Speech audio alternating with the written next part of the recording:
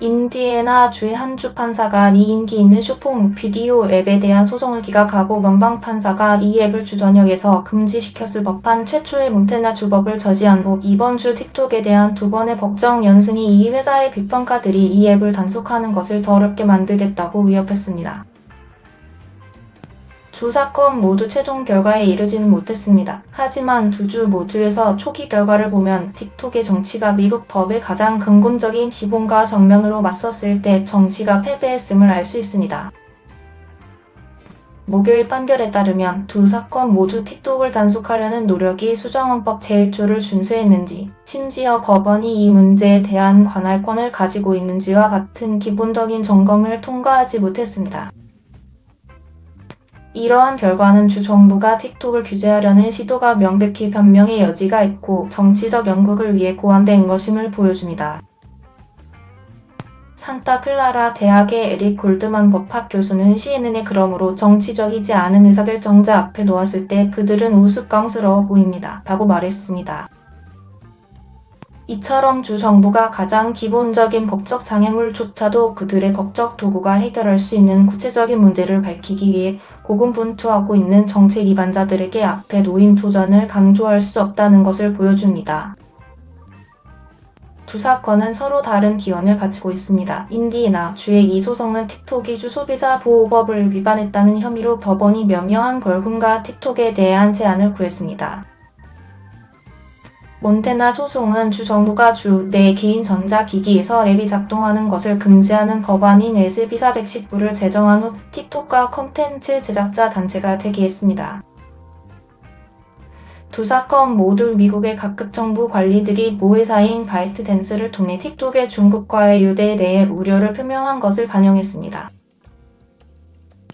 정책 위반자들은 중국 정보 법이 바이트댄스가 중국 정부에 틱톡의 미국 사용자 데이터를 노출하도록 강제할 수 있다고 주장했지만 지금까지 미국 관리들은 정부의 데이터 무단 접근에 대한 구체적인 증거를 공개적으로 제시하지 않았습니다. 미국에서 틱톡 금지에 대한 요구는 트럼프 행정부 시절에 처음 발생했고 그 이후 몇 년 동안 완화되었지만 앱을 금지하려는 대부분의 시도는 법정에서 이의를 제기받았습니다. 틱톡을 제한하는 데 효과적이었던 정부의 금지는 연방 및 주 차원에서 공식 정부 장치에서 사용하는 것을 목표로 한 것뿐이었습니다. 하지만 미국의 수백만 개의 개인 장치는 여전히 틱톡에 자유롭게 액세스할 수 있습니다. 그동안 틱톡은 미국에서 방대하고 증가하는 영향력을 강화했을 뿐입니다. 틱톡은 올해 초 미국에서 월간 활성 사용자 수 1억 5천만 명이라는 대기록에 도달했다고 발표했습니다. 그리고 점점 더 많은 크리에이터, 소상공인 및 기타 틱톡 사용자들이 이제 생계를 위해 플랫폼에 의존하고 있습니다.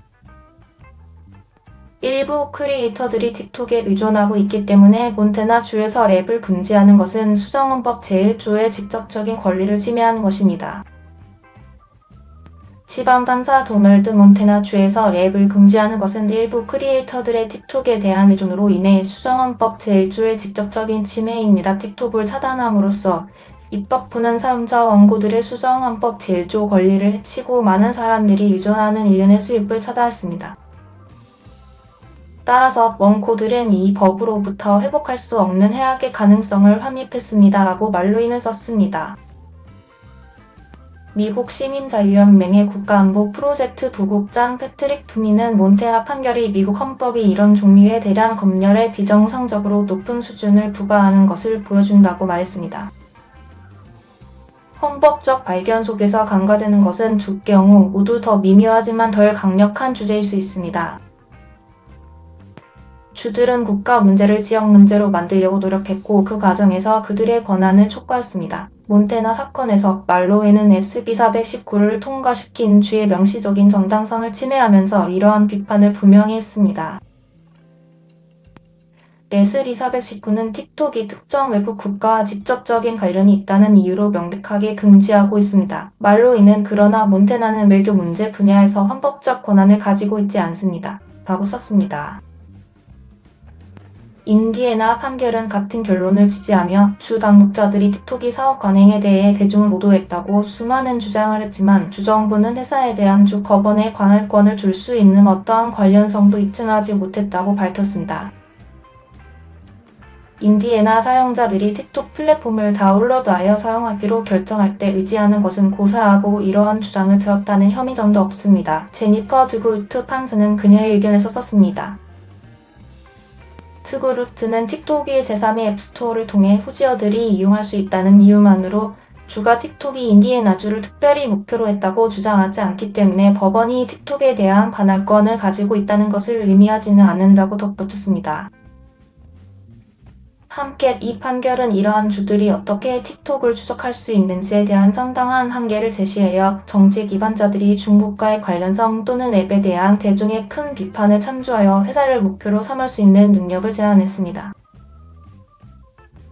골드만은 궁극적으로 인디애나주와 몬태나주의 주 차원의 노력은 여러 가지 이유로 실패했다고 말하고 정책 위반자들은 이 점에 주목해야 한다고 말했습니다.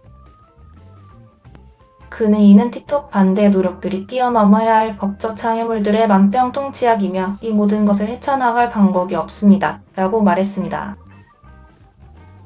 콜로라도대의 블레이크 리드 법학 교수는 법관들의 의견은 핵심적인 법원직들 중 많은 부분에 대해 너무나도 명확하고 합리적이었기 때문에 이들이 사건의 중심에 있는 정치적 주장, 즉 틱톡이 정말로 대중에게 위험한 것인지에 대해 저울질할 필요는 거의 없었습니다.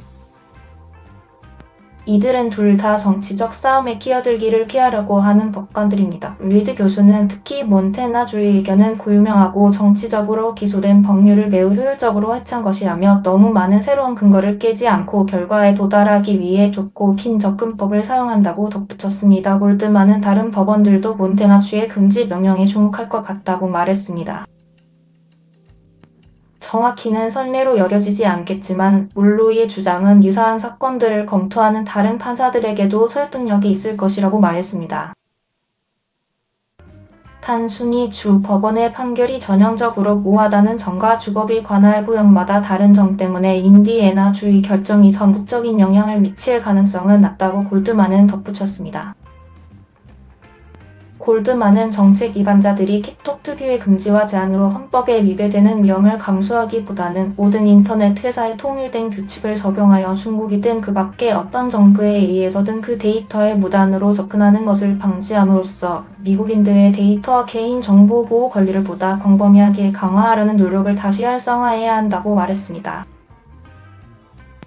그는 소셜미디어 랩이 각국 정부의 실질적인 관심사인 정보 수집을 위한 거대한 기계라는 사실은 우리가 적절한 경우 어떻게 데이터 수집을 제한하는지에 대해 사회적으로 화해할 필요가 있다는 것을 의미한다며 그리고 확실히 어떻게 우리는 그 데이터에 대한 정부의 접근을 제한할 수 있다고 말했습니다. 이상으로 클리뉴스였습니다. 시청해주신 모든 분들께 감사합니다.